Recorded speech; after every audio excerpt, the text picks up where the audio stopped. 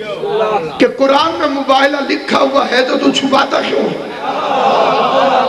اگر قرآن میں اللہ نے ایک واقعہ لکھا ہے تو اسے بیان کیوں نہیں کرتا؟ تیری تقریر میں کوئی نہیں، تیری تحریر میں کوئی نہیں، تیری تقدیر میں کوئی نہیں۔ اصل واقعہ بیان کرتا ہوں تاکہ آگے گفتگو آپ کی خدمت میں عرض کر سکوں۔ اصلی واقعہ بڑی تیزی سے عرض کروں گا، مجھ سے زیادہ سمجھدار حضرات مجلس میں تشریف فرمائے۔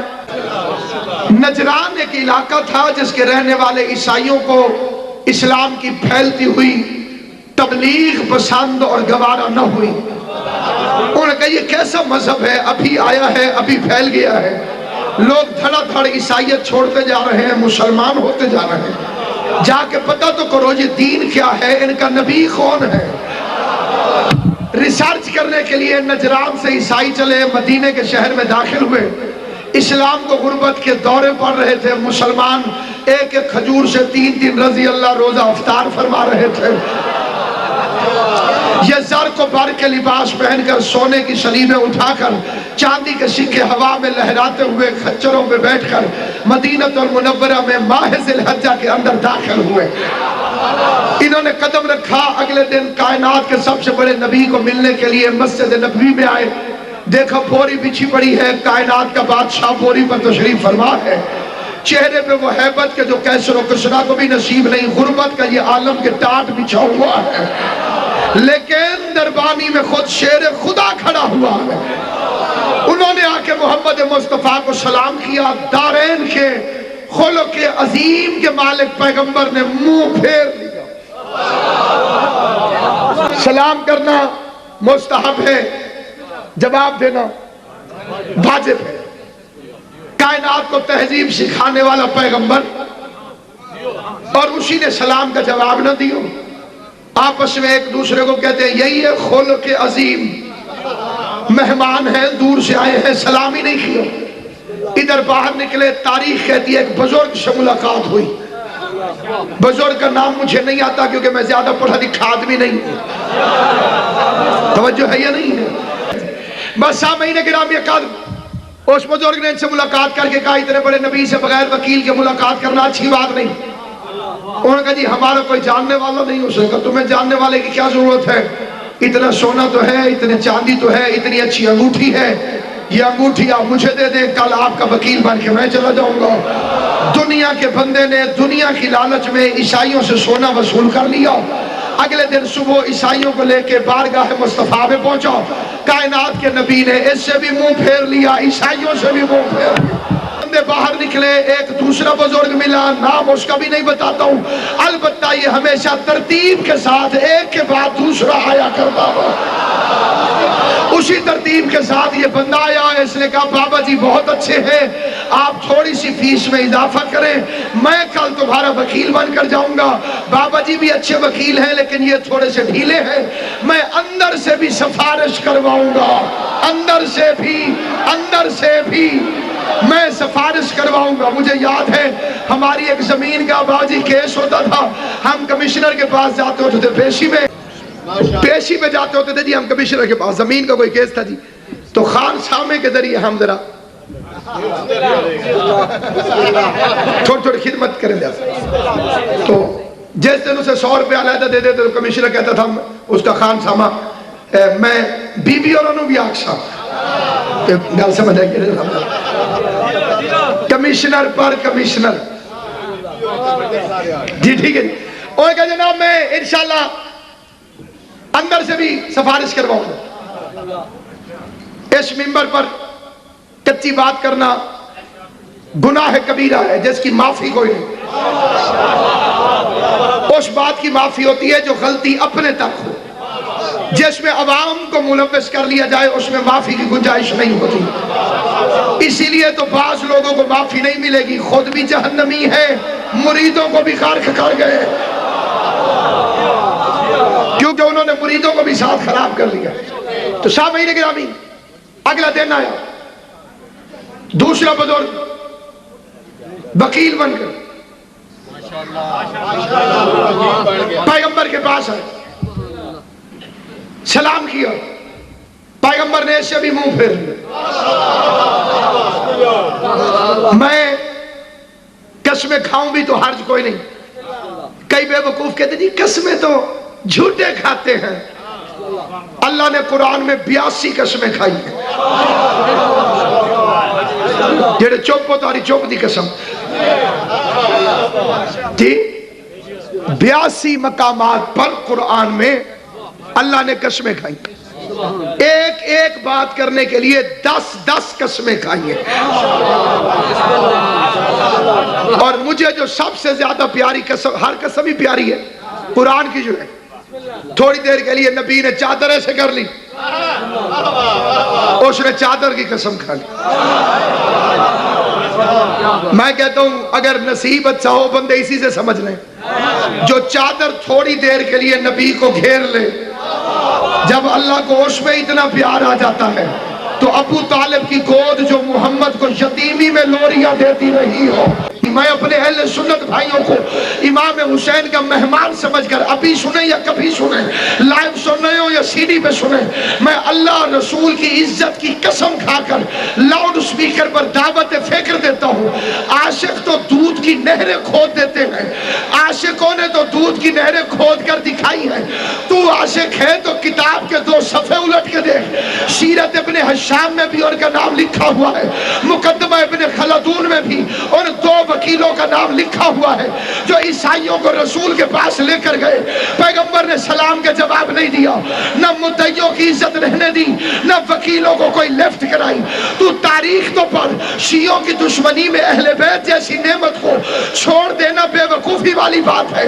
अली को, हसन को, हुसैन को ना मान तेरी अपनी किस्मत, लेकिन पता तो कर वो 2 बुजुर्ग कौन थे जो पहले दिन भी खाली आ गए, दूसरे दिन भी खाली आ गए, फिर कब्र की पहली रात याद रखे, सर पे कुरान रख के फैसला कर, जिनकी सिफारिश दुनिया में मोहम्मद के दरबार में काम नहीं आई, आखिरत में अल्लाह के दरबार में कैसे काम आई। सामईन गिरामी, आले मोहम्मद आपको सलामत रखे। घबराए हुए ईसाई बाहर निकलने लगे। दरवाजे में खड़ा हुआ इमामत का मुश्तरका प्रेस रिपोर्टर, 350 साल की उम्र, कमर झुकी हुई, सफेद रंग की दाढ़ी, जैसे चौखट ज़हरा पे झाड़ू वाली इबादत करता था। अब जो सलमान ने कमर सीधी की तो मिन्ना अहलल बैत का तमगा इम्तियाज सीने पे नजर आया। और ईसाइयों का हाथ पकड़ा, ईसाइयों को कल गया, आओ तुम्हें मिजाज शनास से रिसालत के पास ले चलूं। जो रिसालत के मिजाज से वाकिफ है, ईसाई सामने आए, उन्होंने कहा जी मकसूद है पैगंबर से मुलाकात, सफर बड़ा तवील है, पैगंबर बात नहीं सुन रहे। अली ने फरमाया सोना उतारो, शरीयत में मर्द पे सोना हराम है। हाय हाय, तुम फेले हराम करके बारगाह रिसालत में जाते हो। थे ईसाई लेकिन मैं सलाम करता हूं, अली के कहने पे सोना उतार दिया। अब मैं तुम्हें मिजाज शना से रिसालत के पास ले चलूं। अमीर मोमिनीन ने फरमाया रेशम के कपड़े उतारो, सोना उतारो। मर्द पे रेशम हराम, मर्द पे सोना हराम। पैगंबरों की बारगाह में फेले हराम के मुर्तकिब को बारयाबी की इजाजत नहीं होती। पांच जनाबे वालों ने सोना उतारो, रेशम उतारो। तीसरे दिन अली को सिफारिशी बनाकर गए। इधर अमीर अल मोमिनीन को लेकर ईसाई मस्जिद में दाखिल हुए। आलमीन की रहमत ने खड़े होकर इस्तकबाल किया। मोहम्मद मुस्तफा ने खड़े होकर इस्तकबाल किया, बिठा दिया गया। खिदमत, खजूरें खाओ, दूध पियो। कैसे आए? आपका ईसा अलैहिस्सलाम के बारे में क्या वहां ख्याल है, क्या नजरिया है? आपने जो मजहब पेश किया इसमें ईसा अलैहिस्सलाम की क्या जगह है? पैगंबर ने फरमाया कि बतूल ज़ादा था, मशीयत इलाही से दुनिया में आया था, बगैर बाप के पैदा हुआ था, कलेमतुल्लाह है, रूहुल्लाह था, साहिब किताब, साहिब कलेमा, साहिब शरीयत, उलिल अज़्म पैगंबर, मेरा उम्मती। उन्होंने कहा जी जो जो आपने फरमाया सारे अलकाब बड़े अच्छे हैं, लेकिन एक अच्छी बात तो आप भूल गए। क्या? अल्लाह का बेटा, वो अल्लाह मियां का बेटा था। پیغمبر مناظرہ نہیں کرتے، امام مناظرہ نہیں کرتا، مناظرہ مولوی کرتا ہے، پیغمبر ہدایت کرتا ہے۔ فرمایا دیکھو اگر بغیر باپ کے پیدا ہونا دلیل ہے کہ اللہ کا بیٹا ہے تو پھر آدم کو کیا کہو گے؟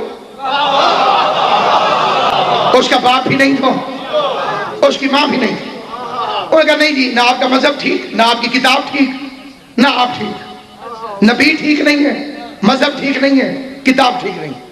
آیت آ گئی فَمَنْ حَاجَّكَ فِيهِ مِنْ بَعْدِ مَا جَاءَكَ مِنَ الْعِلْمِ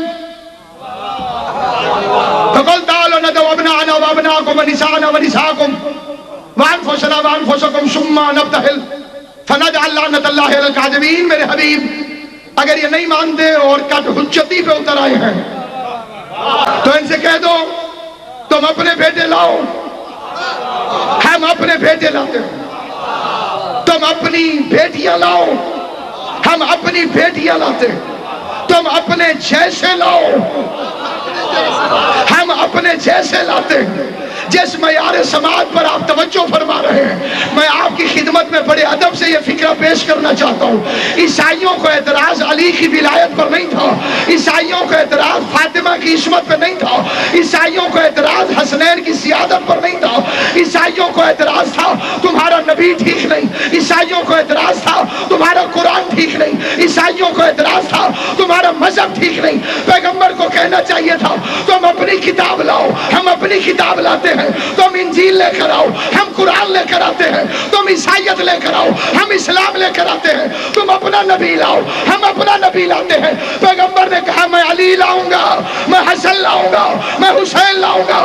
فیصلہ ہو گیا کہ اعتراض قرآن پر ہو تو جواب علی علی ہوتا، اگر اسلام پر کبھی بن آئے تو اپنی اکثریت کو نہ لے جانا، توحید کی انگلیوں پہ گنی ہوئی ہستیوں کو لے کے جانا۔ بیٹے کہاں سے آ گئے؟ اس کے تو بیٹے ہیں ہی نہیں۔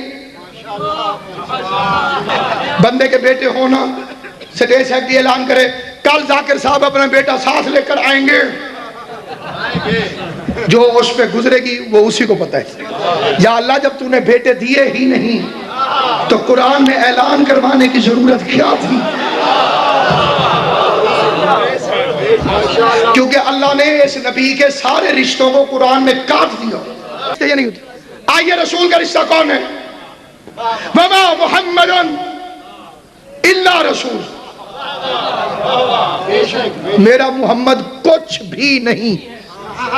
قبلہ عالم سے ماں مائے نافیہ کچھ بھی نہیں، الا صرف اور صرف رسول ہے۔ یہ چاچا نہیں، یہ نانا نہیں، یہ ماموں نہیں، یہ بھائی نہیں، یہ ابو نہیں، یہ بیٹا نہیں۔ وما محمد الا رسول۔